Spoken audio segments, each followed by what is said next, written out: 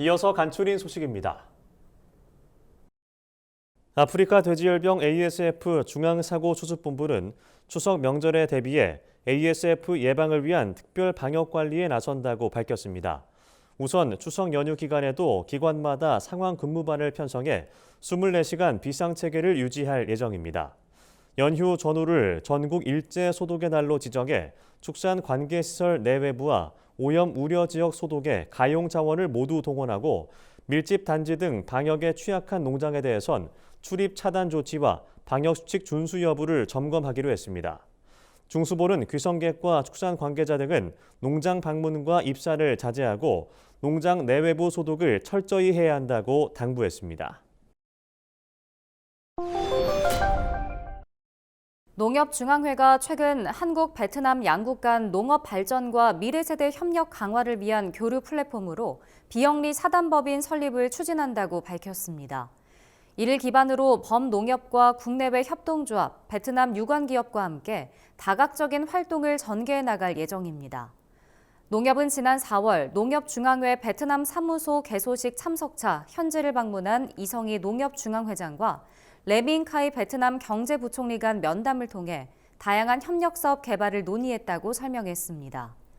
이성희 회장은 다문화 가정의 정착과 미래세대의 성장, 그리고 양국 농업 발전을 위해 적극 노력하겠다고 말했습니다. 강원 양구군은 18일 기후변화와 소비자 트렌드에 발맞춰 딸기를 지역 활력화 작목으로 집중 육성한다고 밝혔습니다. 이에 따라 사업비 5억 원을 들여 신규 농가 확대를 위한 생산 기반 시설을 확충하고 재배부터 유통까지 원스톱 체계를 구축해 사계절 딸기 재배단지를 육성할 계획입니다. 또 재배장치 설치와 종묘 등 생산시설 조성은 물론 포장재 디자인 개발과 제작까지 뒷받침하기로 했습니다. 이 밖에도 양구군은 농가 맞춤형 컨설팅과 함께 작물 재배 방법, 병해충 방제 방법 등 이론 교육과 현장 실습 교육을 통해 농가의 재배 기술을 높이겠다고 덧붙였습니다. 제주도 교육청이 20일부터 21일까지 이틀간 제주고등학교에서 제52년차 전국 영농학생축제 제주대회를 개최합니다. 제주에서 세 번째로 열리는 이번 대회에는 전국 14개 시도교육청 학생과 관계자 등 1,400여 명이 참가합니다. 이번 행사에선 6개 분야의 전공 경진과 실무 능력 경진, 글로벌 리더십 대회, 공동 학술 대회 등이 진행되며 농산업 관련 전시 체험 부스도 운영됩니다. 한편 전국 영농학생축제는 중등 농업교육 발전 모델을 제시하고 우수 농업 인력을 양성하기 위해 14개 시도교육청이 해마다 번갈아 개최하고 있습니다.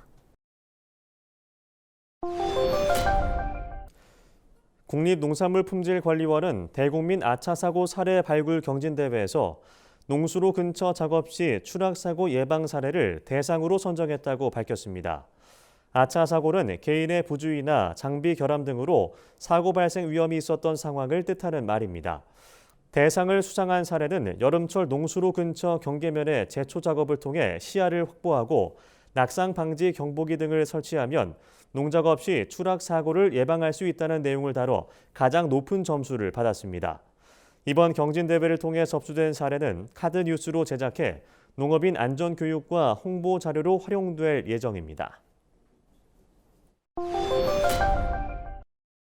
한국농어촌공사가 농지 보전 부담금의 부과부터 납부, 환급까지 원스톱으로 처리하는 온라인 서비스를 18일부터 시작했다고 밝혔습니다.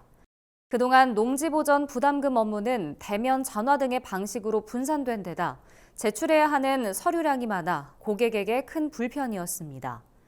농어촌공사는 온라인 서비스가 도입되면 제출 서류가 간소화하고 업무 처리 기간도 대폭 줄어들 것으로 보고 있습니다. 농어촌공사는 서비스가 안정적으로 정착할 수 있도록 담당자 교육과 홍보에 나서는 한편 이용자 불편 사항은 모니터링을 통해 보완해 나갈 계획이라고 밝혔습니다. 응급 환자가 이송 병원을 정하지 못해 다른 병원으로 재이송되는 응급실 뺑뺑이 사고가 전남에서 하루 1명꼴로 발생하는 것으로 나타났습니다. 김재철 전남도 의원은 지난해 전남 119 구급대의 재이송 건수는 378건으로 하루에 1명꼴로 응급실을 전전하고 있다며 의료 취약 지역 주민들의 생명권과 건강권 보장을 위한 대책이 시급하다고 주장했습니다. 김 의원은 전남도가 중증 응급 의료 등 필수 의료의 정상화를 위한 자구책을 마련해야 한다며 응급 환자 재이송 최소화를 위한 예산 지원 확대 등이 절실하다고 밝혔습니다. 전라북도가 농어민 공익수당 대상자를 확정해 추석 전에 공익수당을 지급하기로 했습니다. 전북도는 11만 7천여 농어가를 대상으로 총 701억 원을 지역 화폐로 지급할 예정입니다.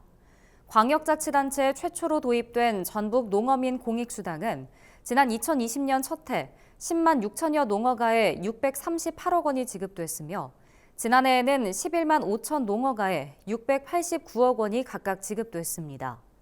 전북도는 농어민 공익수당이 지역경제 순환 시스템과 지속가능한 농어촌 보존에도 중요한 역할을 차지하고 있다고 밝혔습니다.